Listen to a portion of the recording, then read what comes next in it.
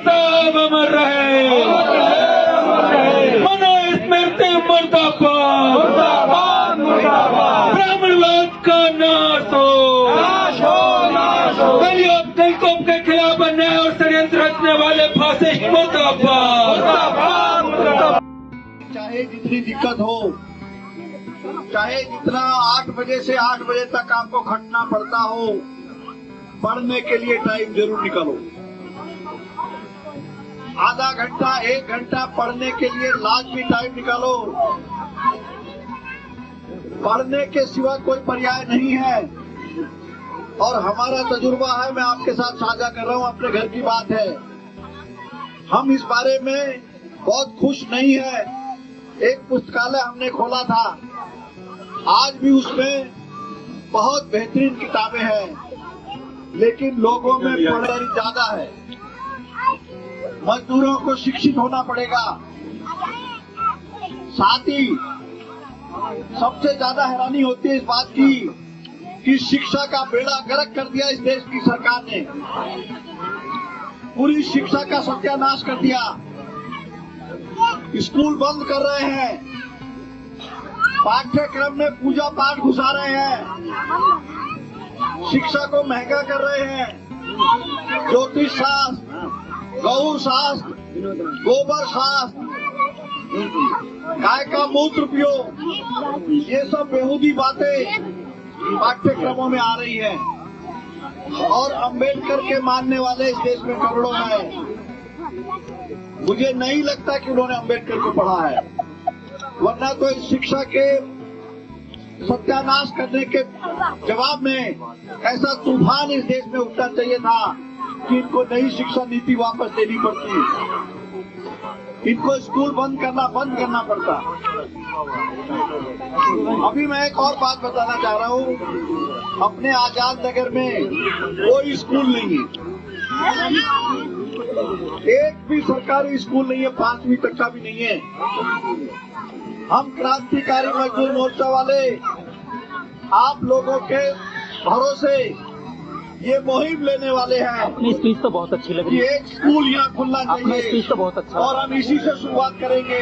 जब तुम बोल रहे थे यहाँ तो लोग बनी सुनो। हुई है, तुम बोल रहे थे नगर निगम को हम दबाव डालेंगे, आप लोगों को साथ लेके चलेंगे कि हमारे बच्चों के लिए, गरीबों के बच्चों के लिए यहाँ पे सरकारी स्कूल होना चाहिए। हम इस चुनाव में घूमे हैं, दूसरी मजदूर बस्तियों में भी कोई ना कोई स्कूल है, लेकिन यहाँ कोई स्कूल नहीं है। तो हम बाबा साहब अम्बेडकर का नाम लेने के भी हकदार नहीं है अगर हम शिक्षा के लिए लड़ना नहीं चाहते। अगर हम शिक्षा के लिए घर से बाहर निकलना नहीं निकलेंगे, आंदोलन में शरीक नहीं होंगे, तो बाबा साहब के सामने मोमबत्ती जलाने का कोई फायदा नहीं। आपको मालूम होना चाहिए, उस बच्चे को जब ये पढ़ते थे क्लास से बाहर बिठा देते थे, सभी लोगों ने पढ़ा होगा। तो वो शिक्षा जिसका कोई पर्याय नहीं है, और खास तौर से मजदूरों की जिम्मेदारी ज्यादा है। तो शिक्षा को बचाना है और शिक्षा के बारे में जागरूकता फैलानी है। अभी भी हमारे पास बहुत सारी किताबें हैं जो चंदन और अपना मुकेश और नरेश के यहाँ पे रखी हुई है, आप उनको लाके पढ़िए। दूसरी बात जो बाबा साहब अम्बेडकर से हम सीखते हैं और सीखना चाहिए, वो ये है कि हमारे अंदर एक संवेदनशीलता होनी चाहिए। एक मिनट सुनो भैया, हमें हमारे साथी का दर्द महसूस होना चाहिए। वो जितने पढ़े लिखे थे, बैरिस्टर थे, ऑक्सफोर्ड से पढ़ के आए थे, कोलंबिया से पढ़ के आए थे, वो अच्छा जॉब मिल सकता था, उनको मिल भी गया था।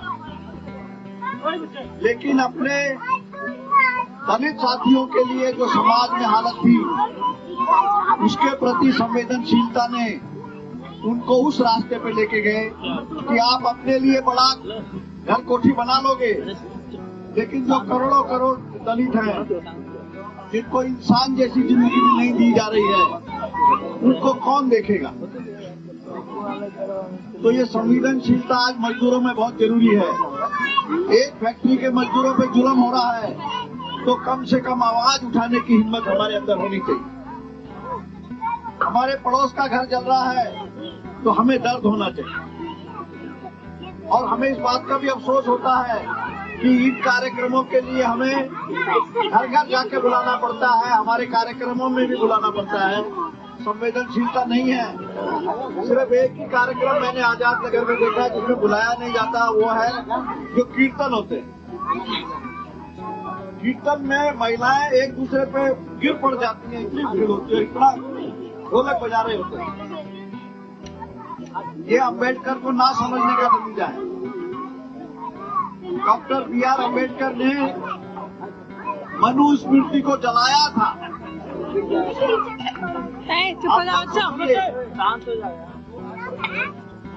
मनुस्मृति से ज्यादा घृणित कोई दस्तावेज नहीं है। शास्त्र और वेदों से ज्यादा घृणित कोई दस्तावेज नहीं है। ये डॉक्टर B.R. अम्बेडकर ने बताया था। और उन्हीं के नाम लेने वाले लोग कीर्तनों में, कांवड़ लेने में, अंधविश्वासों में, खूब बंदूकता में डूबते जा रहे हैं और वो मजदूर बस्तियों में और ज्यादा हो रहा है।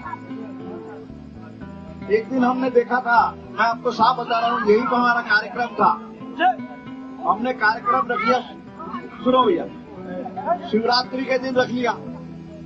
शिवरात्रि का दिन था, हमारे पास 4 औरतें नहीं आई और सामने मंदिर था ना, वहाँ उस मंदिर में इतनी भीड़ थी कि गिरने को मतलब सांस नहीं ले पाए और ढोलक बजा रही।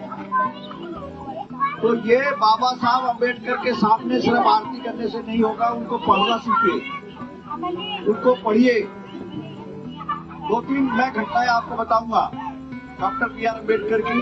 नासिक में एक मंदिर है, कालाराम मंदिर। आपको मालूम है कि दलितों के साथ अन्याय अत्याचार करने का एक ये भी तरीका था कि उनको मंदिरों में जाना अलाउ नहीं, मंदिरों में प्रवेश नहीं होने देते थे। Doctor B.R. अम्बेडकर ने ऐलान किया कि हम मंदिर में घुसेंगे, हम कालाराम मंदिर के अंदर जाएंगे। और उसके लिए उन्होंने पूरे समाज को इकट्ठा किया, 10,000 लोग। तो हम लोगों को ये भी समझना चाहिए कि हमारी बात हम रखेंगे, लेकिन उस बात को जब हमारे अंदर ये क्षमता हो कि हम 10,000 लोग, हम आजाद नगर के लोग, आस पड़ोस के लोगों को इकट्ठा करें। हम कोशिश करके भी नहीं कर पाते, इसके लिए आप सब लोगों को सहयोग करना चाहिए। उन्होंने साफ कहा कि हम पूजा करने नहीं जाएंगे वहाँ, हम ये दिखाने जाएंगे कि जहाँ हम जाना चाहे जा सकते, कोई ताकत नहीं हमें रोक पाएगी। हम पूजा नहीं करेंगे, पूजा में हमारा कोई इंटरेस्ट नहीं है, लेकिन मंदिर में जाएंगे, ऐलान के साथ जाएंगे। ये घटना है उनकी। मैं वो मंदिर में गया था, नासिक में मंदिर है। दूसरी घटना है महाड। आपको मालूम है महाराष्ट्र में पानी की यहाँ से भी ज्यादा दिक्कत है। तो वहाँ कुछ तालाब है, उन तालाबों से पानी बड़े बड़े लोग अपना घिरा लेते हैं। बड़ी बड़ी जातियां जिनको बोलते हैं तथाकथित जातियां, वो उनको दलितों को पानी नहीं लेने देते। महाड़ के सत्याग्रह को आप पढ़िए। फिर उन्होंने वही काम किया कि महाड़ में हम उस तालाब का मैं पानी पीऊंगा और कोई नहीं रोक पाएगा। फिर वही काम किया। उस बार 50,000 से ज्यादा लोग थे और 50,000 लोग बैठ गए धरना देके। क्यों नहीं हम पिएंगे? कहाँ लिखा हुआ है कि हम लोग इंसान नहीं है? आप हमें नहीं रोक सकते।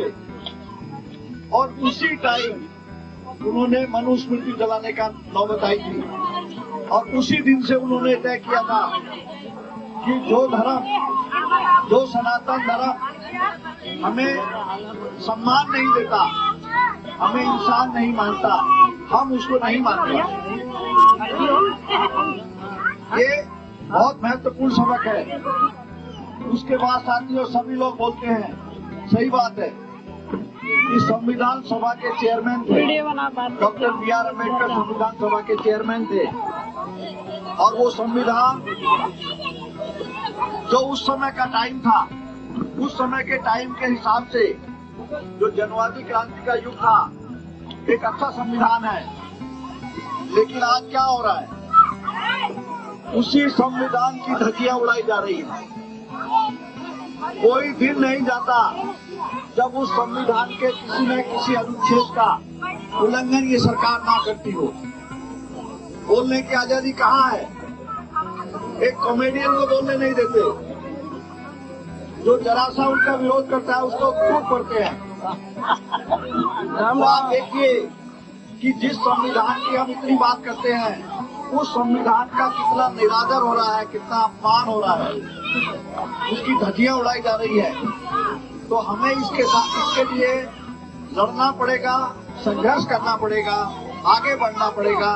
तभी हम खुद को बाबा साहब अम्बेडकर के अनुयायी बता सकते हैं, साबित कर सकते हैं। साथियों, शिक्षित होइए, समाज को साथ लेके चलिए, संवेदनशील बनिए, संघर्ष करिए, खुशामद नहीं संघर्ष करिए।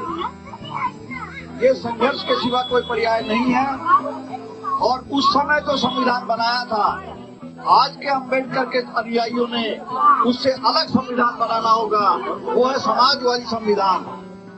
क्योंकि अल्टीमेटली जो अब क्या हो रहा है, जो हमें अधिकार मिले हुए थे, जो संविधान में मजदूरों को अधिकार मिले हुए थे, वो सारे छीन लिए गए हैं। 44 श्रम कानून रद्द हो चुके हैं। हमें वो कानूनों को वापस अधिकार अपने हासिल करने हैं। हमें यूनियन बनाने का अधिकार चाहिए। हमें हमारे वेतन को सही करने के लिए छूट चाहिए जो संविधान ने दी हुई है। तो ये सारे जो संविधान के हमले हैं, ये देखिए, संवेदनशीलता अगर होती, जैसे उस समय दलित लोगों के साथ बहुत जुल्म हुए, हमने देखा, कहीं कहीं अभी भी है, लेकिन आज भी समाज में मुस्लिम समाज बहुत जुल्म झेल रहा है।